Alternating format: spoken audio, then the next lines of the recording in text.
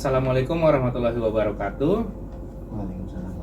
Perkenalkan saya Zulkifli. Saya calon guru penggerak angkatan 9 dari SMA Negeri 13 Semarang.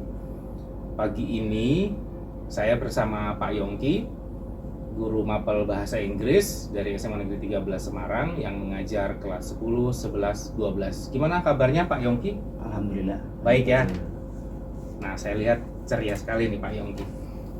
Begini Pak Yongki, jadi hari ini saya ingin melakukan wawancara praobservasi terhadap pembelajaran yang panjenengan akan laksanakan. Jadi ada 3 tahapan di dalam melakukan observasi. Yang pertama praobservasi, yang kedua observasi, dan yang ketiga pasca observasi. Nah, bertujuan untuk mengevaluasi pelaksanaan pembelajaran yang dilaksanakan oleh Pak Yongki gitu. Nah, ada beberapa pertanyaan ke depan yang Pak Yongki harus jawab. Saya memberi pertanyaan yang pertama, yaitu tujuan pembelajaran apa saja yang Pak Yongki akan laksanakan di pembelajaran nanti? Untuk tujuan pembelajaran, saya merumuskan siswa mampu membuat teks analytical exposition. Karena di kelas 10 ini ada latihan untuk kita guru mengajarkan tentang analytical exposition. Jadi menulis teks. Jadi siswa diajak untuk lebih mendalami apa saja yang ada dalam kegiatan menulis teks gitu ya Pak Yongki. Nah, kira-kira dari tujuan tersebut area mana yang pengembangannya yang ingin dicapai oleh Pak Yongki? Dari awal saya merencanakan siswa sebelum menulis harus mampu untuk membaca, kemudian mendialogkan hasil bacaan hingga akhirnya menulis. Karena menulis itu sebuah gagasan yang perlu dikembangkan dan kita harus belajar bagaimana cara menuliskannya. Lebih ke penulisan. Berarti dari menulis itu siswa diajak untuk menentukan sebuah gagasan ya, yang nanti siswa justru mendapatkan pengembangannya di situ ya, kira-kira begitu ya. Nah, terus dalam pembelajaran tersebut diferensiasi apa yang Pak Yongki akan lakukan? Diferensiasi yang saya lakukan adalah diferensiasi produk, karena satu, dengan text analytical exposition ini saya berharap mereka akan memberikan respon yang berbeda-beda. Contohnya bisa teks secara utuh, bisa dalam bentuk video, bisa dalam bentuk voice record, bisa dalam bentuk percakapan atau dialog. Jadi yang membahas tentang analytical exposition. Berarti produknya nanti akan berdiferensiasi ya, bentuk video, audio, dan bentuk lainnya sesuai dengan keinginan siswa. Nah, kira-kira dari pembelajaran seperti itu, situasi apa sih yang diharapkan sama Pak Yongki dalam pelaksanaannya? Saya lebih mengedepankan workshop.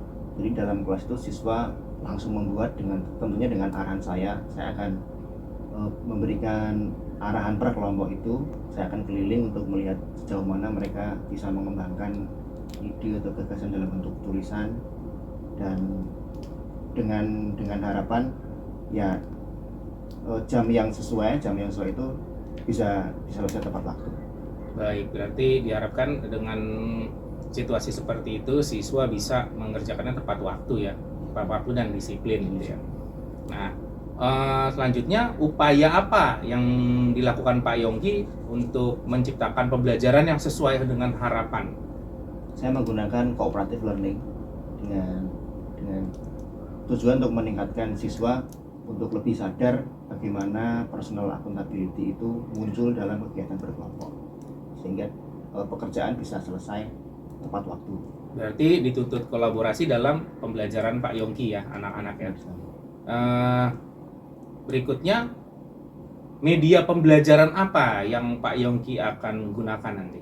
Saya menggunakan PowerPoint dan video dan beberapa buku pendukung seperti buku materi teks analytical exposition.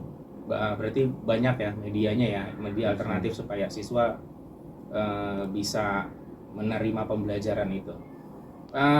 Nah, saya kan akan melakukan observasi nih. Kira-kira di bagian mana yang Pak Yongki inginkan saya mengobservasi Pak Yongki? Bisa nanti di bagian menulisnya yang workshopnya itu, nanti kita bisa lihat hasil, atau di bagian berdialog setelah antara pembacaan menuju ke penulisan itu kita ada dialog untuk menyampaikan kira-kira ide apa atau opini apa yang akan mereka sampaikan. Berarti itu termasuk kegiatan inti, J? Iya, kegiatan inti. Baik. Nah, sejauh ini Pak Yongki melaksanakan pembelajaran. Kira-kira penilaian yang sudah berjalan seperti apa? Saya menggunakan penilaian produk itu sendiri. Jadi kriteria-kriteria seperti holistik di produk akan saya gunakan. Penilaian produk. Baik, wah saya nggak sabar nih ingin melihat kegiatannya Pak Yongki nih di dalam pembelajaran, karena di kegiatan ini kayaknya menarik sekali untuk disimak gitu, untuk diobservasi. Kira-kira kapan akan dilaksanakan? Hari apa? Jam berapa? Terus di kelas berapa? 2 minggu dari sekarang, Pak. Di kelas berapa itu Pak Yongki? 10 10 E1 di jam pembelajaran? Jam belajar hari Senin. Hari Senin ya. Baik Pak Yongki. Nah, kita kan udah melaksanakan wawancara nih. Harapannya nanti kira-kira setelah diobservasi itu harapannya Pak Yongki itu apa nanti? Bagi saya sendiri, saya tentunya terbantu dengan adanya calon guru penggerak Pak Azul. Nanti kita bisa saling memberikan evaluasi. Tentunya untuk saya, untuk anak-anak mungkin mereka lebih bisa serius dalam pembelajaran. Baik Pak Yongki. Nah, dari kegiatan wawancara praobservasi sendiri, kira-kira apa yang Pak Yongki dapat dari wawancara kita pagi ini? Saya menjadi lebih siap untuk mengajar, lebih semangat tentunya untuk segera melakukan pembelajaran. Baik Pak Yongki, beberapa waktu ke depan kita akan melaksanakan observasi dan setelah itu kita akan melakukan wawancara pasca observasi yang akan didampingi oleh pengajar praktik saya, yaitu Ibu Triana. Terima kasih banyak Pak Yongki wawancara pagi ini, sukses selalu. Sama-sama, terima kasih.